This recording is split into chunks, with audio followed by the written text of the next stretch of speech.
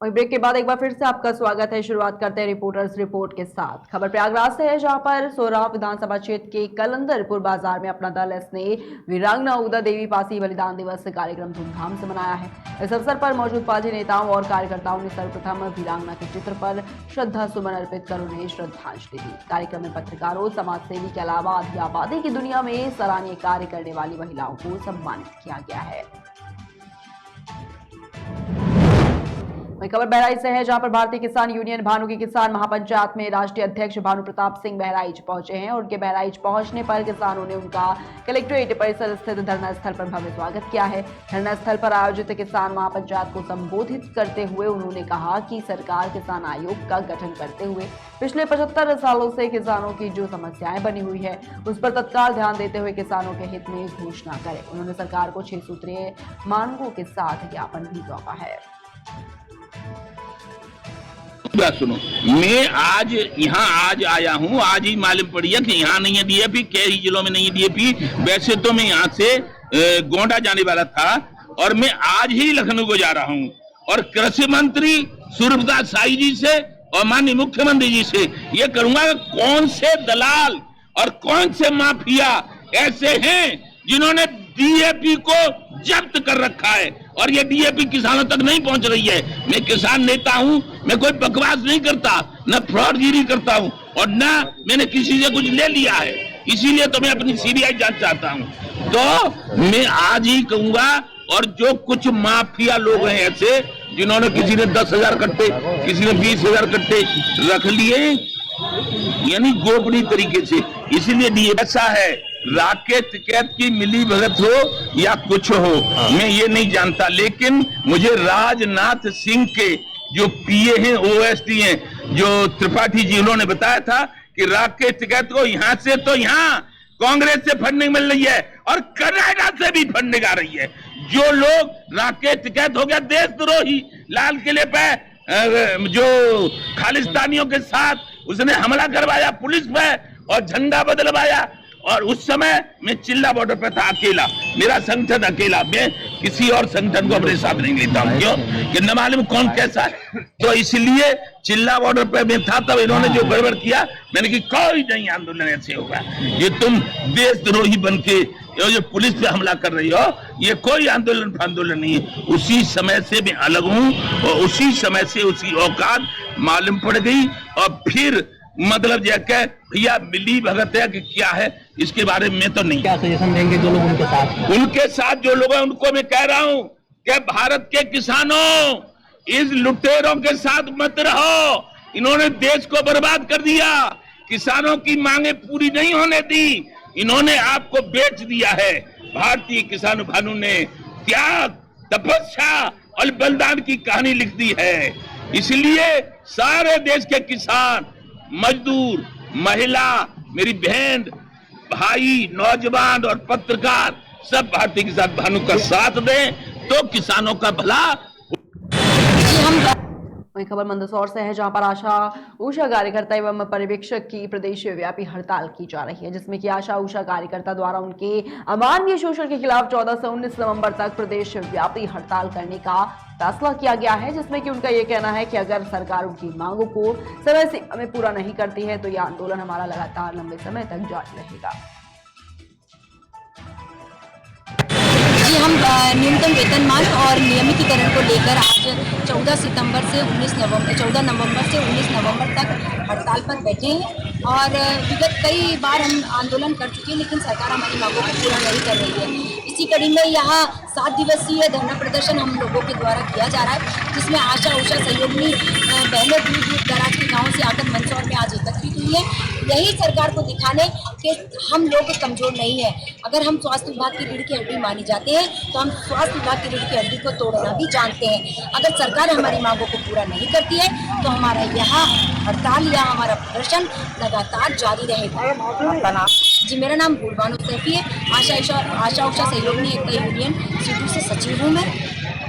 सरकार हमारी सुन नहीं रही है। हम स्वास्थ्य कार्यकर्ता हैं, सरकार की जो भी स्वास्थ्य संबंधी जानकारी होती है वो जन जन तक पहुँचाने का कार्य हम ही करते हैं। सरकार केवल हमें 2,000 रुपये मासिक वेतन देती है, इससे हमारे ज़्यादा भरण पोषण नहीं होता है। सरकार से हम यही ये एक जो हमारी वोट ज्यादा आकर्षित करे और जैसे अन्य राज्यों में अन्य राज्य की सरकार उन्हें अगर वेतन दे रही है वैसे ही अपनी मध्य प्रदेश की सरकार भी हमें पूरा वेतन दे।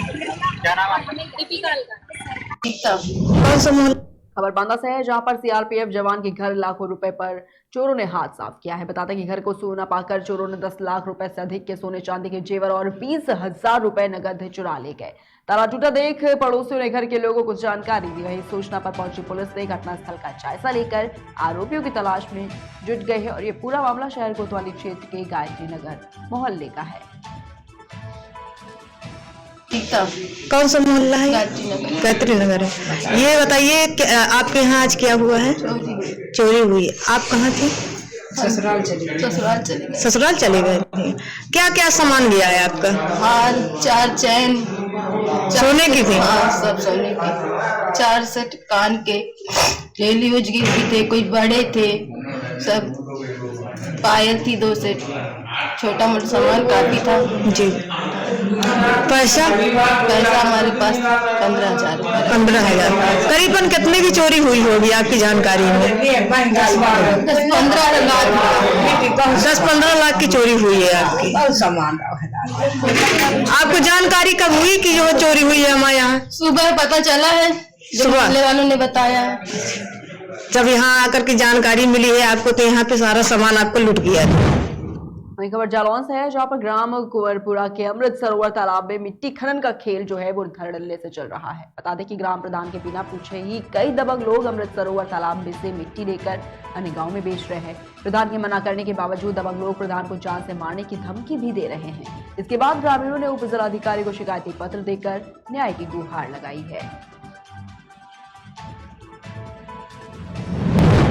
वहीं खबरेटा के जलेसर से है, जहां पर गांव जैनपुरा एवं जलेसर देहात की गौशाला का जिलाधिकारी रामनयन ने औचक निरीक्षण किया है। इस दौरान गौशाला में तमाम कमियां मिली, जिसको लेकर ग्राम प्रधान को चेतावनी दी गई कि गौशाला की व्यवस्थाओं में पूर्ण रूप से सुधार करें। गौ माताओं को समय पर चारा उपलब्ध कराएं, नहीं तो कड़ी कार्रवाई की जाएगी। वहीं गौरतलब हो कि गत दिवस जैनपुरा गौशाला पर 3 गायों की मृत्यु हो जाने पर हिंदू एकता संगठन एवं गौरक्षा सेवा समिति के द्वारा जानकारी मिलते ही गौशाला पर पहुंचने पर हंगामा काटा गया था। वह हंगामा के संबंध में जानकारी मिलते ही उप जिलाधिकारी द्वारा विकासखंड अधिकारी को कड़े निर्देश देते हुए तत्काल व्यवस्था सुधारने के निर्देश दिए गए थे। वही खबर रतलाम से है, जहां पर सांसद और विधायक के काफिले का घेराव कर पथराव करने वाले जस नेताओं की कोर्ट में पेशी के लिए कोर्ट को छावनी में तब्दील कर दिया गया था। सुबह से ही पूरे कोर्ट परिसर में भारी पुलिस फोर्स लगाया गया था। कोर्ट में जस नेताओं की पेशी के बाद उन्हें गुरुवार तक के लिए जेल भेज दिया गया। जस नेताओं को आज फिर से कोर्ट में पेश किया जाएगा।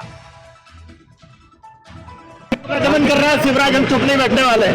चलो देख तो जाओ। आदिवासियों का दमन कर रहा है शिवराज, हम लोग चुप नहीं बैठेंगे।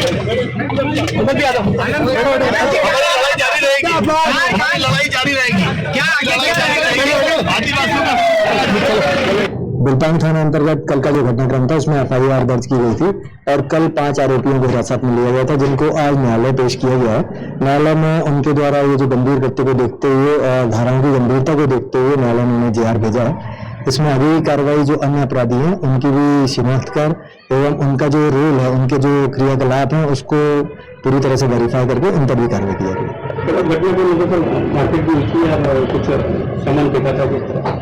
कल का घटनाक्रम आपके संज्ञान में है, उसमें वीडियोज भी सामने आए हैं। इसमें अवैधानिक रूप से रास्ता रोककर एवं उसके बाद गाली गलौज करके साथ में पथराव किया गया था, जिसमें कि एक वस्तु जो है जो पुलिसकर्मी को भी आके लगी थी। पुलिसकर्मी जो वहां पे मार्ग खुलवाना चाह रहे थे, उनके शासकीय कार्य में बाधा की गई थी।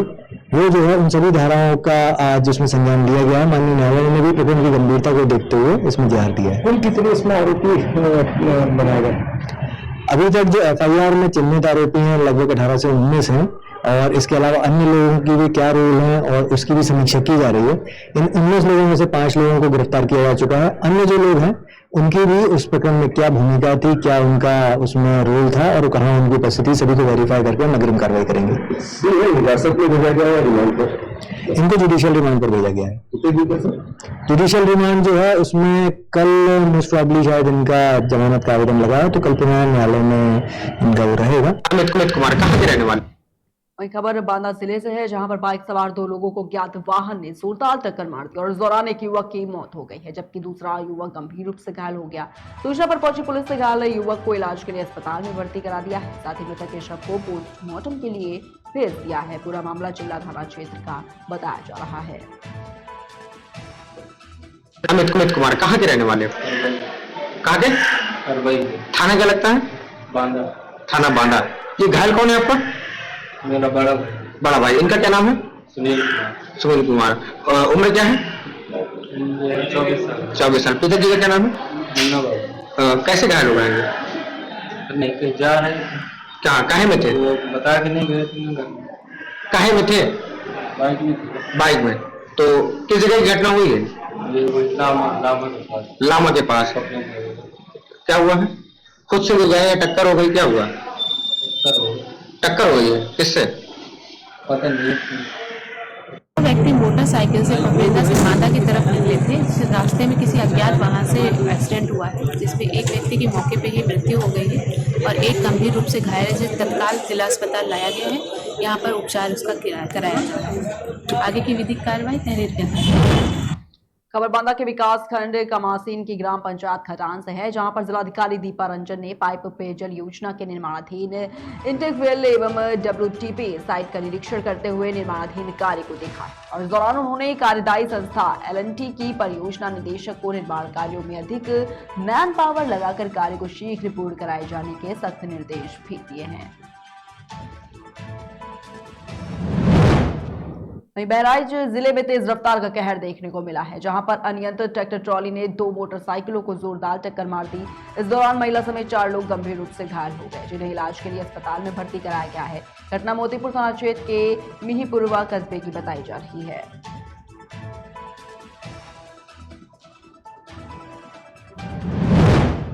फिलहाल की खबरों में इतना ही। रुकते हैं एक छोटे से ब्रेक के लिए।